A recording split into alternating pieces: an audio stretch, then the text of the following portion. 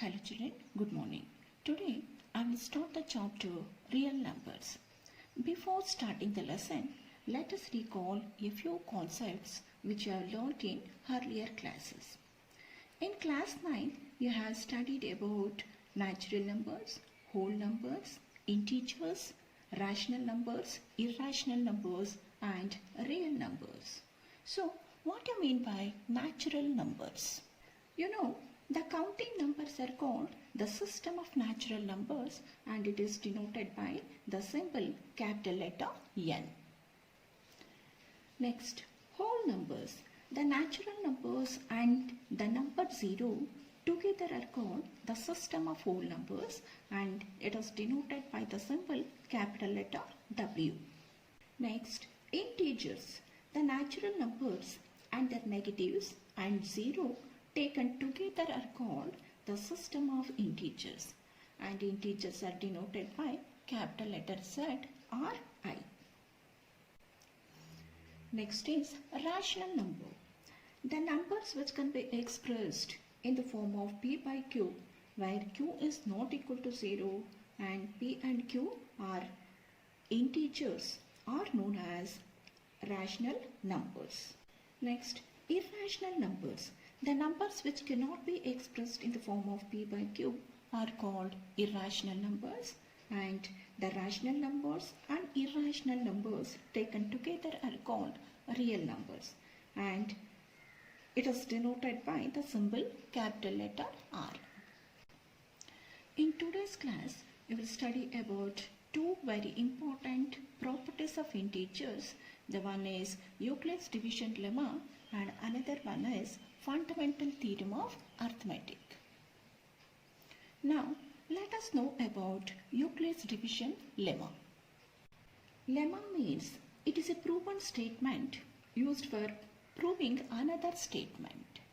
Euclid's division lemma is a restatement of log division process. Consider a pair of numbers 3 and 23 and divide 23 by 3. Divide 23 by 3. It divides 7 times by leaving the remainder 2.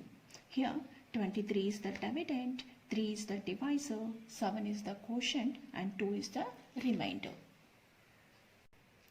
Therefore, we can write 23 as 3 into 7 plus 2. It means dividend is equal to divisor into quotient plus remainder. So, Euclid's division lemma states that for any two given positive integers a and b, there exists a unique pair of integers q and r such that a is equal to bq plus r, where r is greater than or equal to 0 and less than b. Here, q is called quotient and r is called remainder. Next, Euclid's division algorithm.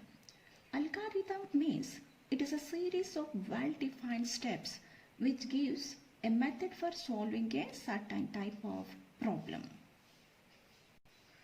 So, Euclid's division algorithm is a technique used to find the HCF of two given positive integers a and b with a is greater than b by using the following steps. Step 1. On dividing a by b, we get the quotient q and remainder r such that a is equal to bq plus r, where r is greater than or equal to 0 and less than b. Next, step 2. If the remainder is 0, then the HCF of a and b is b. If the remainder is not equal to 0, then apply the division lemma to b and r. Next, step 3. Continue this process till the remainder is 0. The last divisor will be the required HCF. Find the HCF of 48 and 324 using Euclid's division algorithm. Here 324 is greater than 48. Divide 324 by 48. It divides 6 times by leaving the remainder 36. We can write this as 324 is equal to 48 into 6 plus 36. Now divide 48 by 36. It divides one time by leaving the remainder 12. Then we can write 48 as 36 into 1 plus 12. Next, divide 36 by 12.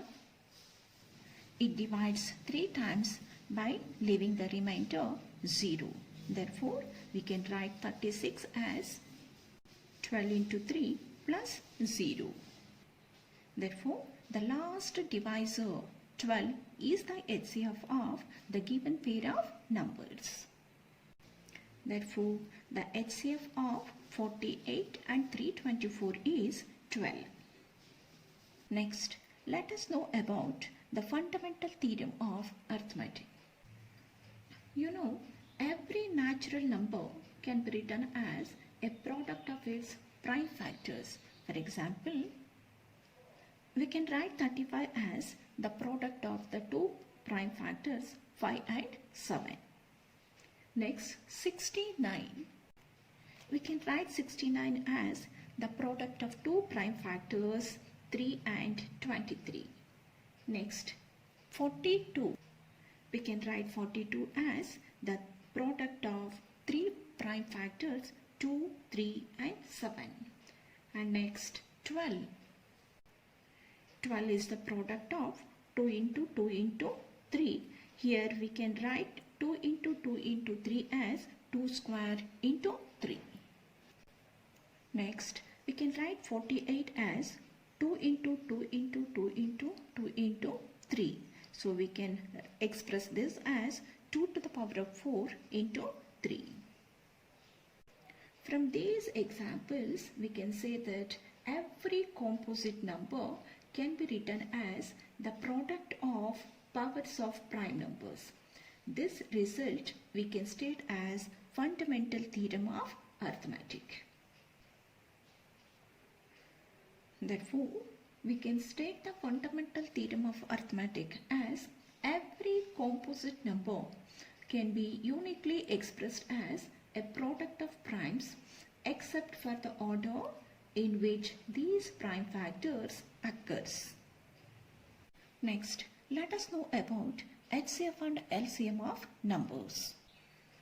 You know, the HCF of two or more numbers is the greatest number that divides each one of them exactly, or the product of least powers of common factors gives the HCF of the given numbers. Next, LCM. LCM means the least number which is exactly divisible by each one of the given numbers is called their LCM. So, the LCM is the product of highest powers of all the factors. For example, find the HCF of 15 and 24. Express 15 and 24 as the product of prime numbers. We can write 15 as 3 into 5 and 24 as 2 cube into 3. Here the common factor is 3, therefore the HCF of 15 and 24 is 3. Next, you know, the LCM is the product of the highest powers of all the factors, so we can write the LCM as 3 into 5 into 2 cube. So 3 into 5 into 2 cube is 120. Therefore, the LCM of 15 and 24 is 120. Next, properties of HCF and LCM. If A and B are the two given numbers, then the product of two numbers is equal to product of their HCF and LCM. Next property, the HCF of pair of co-primes is 1.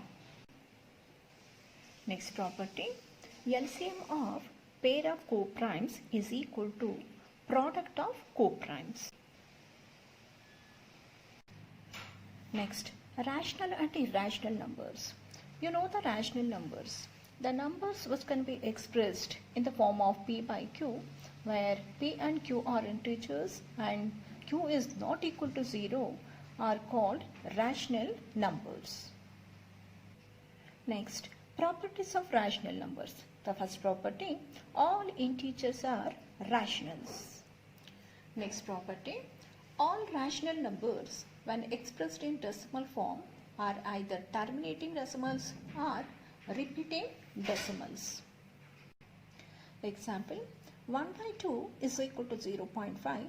It is a terminating decimal, and 5 by 6 is equal to 0.83 bar. Here the decimal 3 repeats, so it is a repeating decimal or recurring decimal. Next property, all terminating decimals and repeating decimals are rational numbers. Next property, if the denominator of a rational number can be expressed in the form 2 to the power of n into 5 to the power of m, then it is a terminating decimal. Next, irrational number. You know, a number which cannot be expressed in the form of p by q, where p and q are integers and q is not equal to 0, is called an irrational number. Next, real numbers. The system of rational and irrational numbers taken together are said to form a system of real numbers. The system of real numbers is denoted by capital letter R. Next, properties of irrational numbers. First property, negative of an irrational number is an irrational number. Next property, sum of rational and irrational numbers is irrational. Example, 5 plus root 2. Here 5 is a rational number and root 2 is an irrational number. We can't add rational and irrational number. So 5 plus root 2 is an irrational number. Next property, product of non-zero rational and irrational number is irrational. For example, 3 is a rational number and root 7 is an irrational number. So the product of 3 and root 7 is 3 root 7. So 3 root 7 is an irrational number. Next property, the sum, difference, product and division of two irrational numbers may not be irrational. 2 plus root 3 and 2 minus root 3 are the two irrational numbers. If we take the sum of the two numbers, plus root 3 and minus root 3 get cancelled, then the sum is 4. So, the sum of two irrational numbers may not be irrational. Next, root 3 plus 2 and root 3 minus 4 are the two irrational numbers. The difference of root 3 plus 2 and root 3 minus 4 is 6. Next, 2 root 5 and 3 root 5 are the two irrational numbers. The product of 2 root 5 and 3 root 5 is 30. Next, divide root 8 by root 2. We can express root 8 as 2 root 2. So, we can cancel that denominator root 2 and the numerator root 2. Then you will get 2.